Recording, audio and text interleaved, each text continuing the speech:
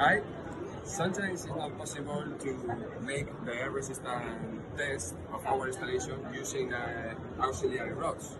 So in this case, we also can use the two-pole test. This pole you can find in all the air-resistant testers from KPS. And it's very simple because you can develop this test using a panel board in your installation or even a socket.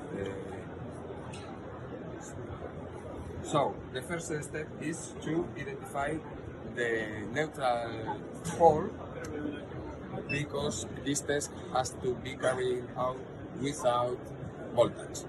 So for that purpose we select the voltage function and we be sure that we get 0 volts in our machine. Once we have checked this issue, we already can develop the test with the functionality 2-pole. So we go ahead with the test.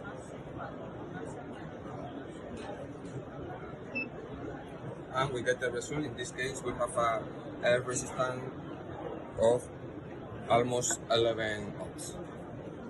So simple.